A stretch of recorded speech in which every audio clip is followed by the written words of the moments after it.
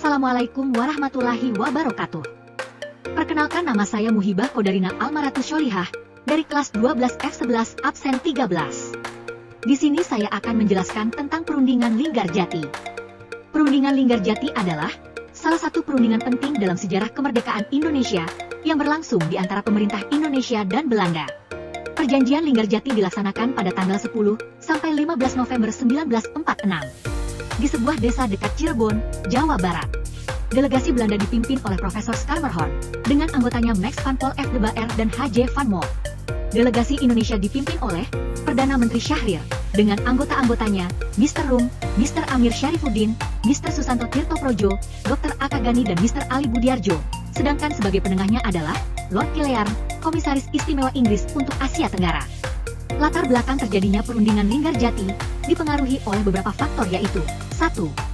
Kedatangan sekutu dan Belanda. 2.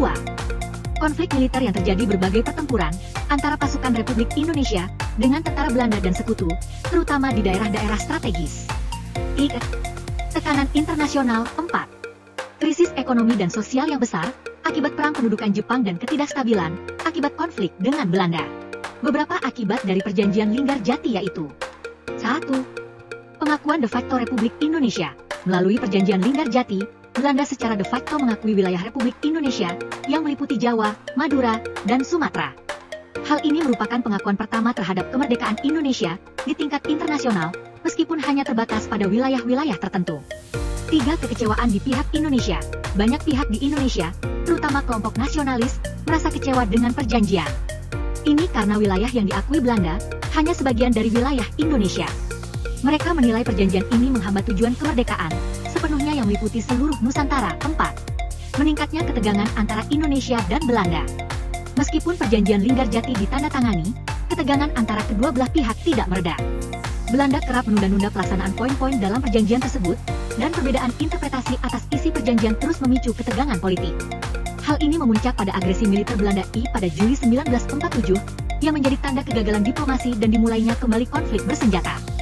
5. Tekanan internasional terhadap Belanda. Setelah agresi militer Belanda perjanjian ini mendapat perhatian internasional, termasuk dari PBB dan negara-negara lain. Tekanan internasional, terutama dari Amerika Serikat dan Inggris, semakin kuat agar Belanda segera menyelesaikan masalah di Indonesia secara damai, yang pada akhirnya mempercepat proses diplomasi dalam perundingan-perundingan selanjutnya, seperti perjanjian Renville. Hasil dari perundingan Linggarjati adalah Perjanjian Linggarjati yang ditandatangani pada 15 November 1946 dan disahkan pada 25 Maret 1947. Beberapa poin penting dari perjanjian ini antara lain: 1. Belanda mengakui secara de facto Republik Indonesia dengan wilayah yang meliputi Jawa, Madura, dan Sumatera. 2. Republik Indonesia dan Belanda akan bekerja sama dalam membentuk negara serikat yang disebut Republik Indonesia Serikat. 3. Republik Indonesia Serikat dan Belanda akan membentuk Uni Indonesia Belanda dengan Ratu Belanda sebagai kepala simbolis. Namun, meskipun perjanjian ini ditandatangani, ketegangan tetap berlanjut karena adanya ketidaksepakatan dalam implementasinya, yang akhirnya menyebabkan pecahnya agresi militer Belanda pada tahun 1947.